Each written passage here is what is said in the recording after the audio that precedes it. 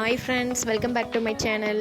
இன்றைக்கி ஒரு வெயிலுக்கு குழு குழுன்னு இதமான கம்மங்கூழ் ரெசிபி தான் பார்க்க போகிறோம். வாங்க எப்படி செய்யலான்னு பார்க்கலாம். நான் ஒரு 1/2 கிலோ முட்டுக்கம்பு தான் வாங்கியிருக்கேன். அதான் டேஸ்ட்டாக இருக்குன்னு சொன்னாங்க. அதை நான் கழுவி காய வச்சு அரைச்சி எடுத்து வச்சுருக்கேன். ஒரு மிக்ஸி ஜாரில் போட்டு அரைச்சி எடுத்துக்கேன். இந்த டம்ளரில் தான் 2 டம்ளர் எடுத்தேன். நீங்கள் 1 டம்ளர் கம்பு எடுத்திங்கன்னா 3 டம்ளர் தண்ணி அளவு எடுத்துக்கோங்க குக்கரில் செய்கிறதுக்கு.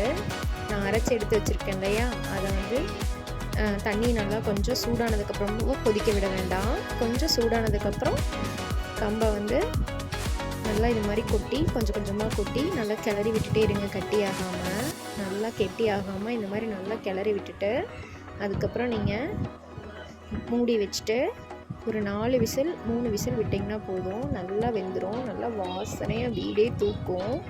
அதுக்கப்புறம் நான் ஒரு 5 மணிக்கு செஞ்சுருக்கேன் ஈவினிங்.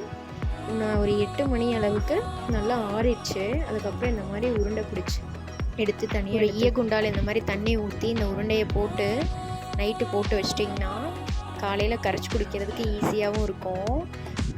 அப்புறம் தயிருக்கும் பிறை ஊற்றி வச்சுட்டேன்.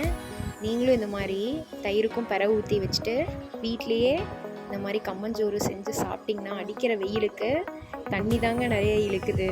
சாப்பாட்டுக்கு பதிலாக இந்த மாதிரி கம்மஞ்சோறு கரைச்சி குடித்தோம்னா செம்ம டேஸ்ட்டாக இருக்குங்க. ஹெல்த்தியாகவும் இருக்கும். நீங்களும் செஞ்சு பார்த்துட்டு அதுவும் குக்கரில் செஞ்சு பார்த்துட்டு எப்படி இருந்துச்சு எனக்கு கமெண்ட் பண்ணுங்கள், லைக் பண்ணுங்கள், ஷேர் பண்ணுங்கள் அண்ட் சப்ஸ்கிரைப் பண்ணிக்கோங்க. தேங்க்யூ ஃபார் வாட்சிங். பாய்.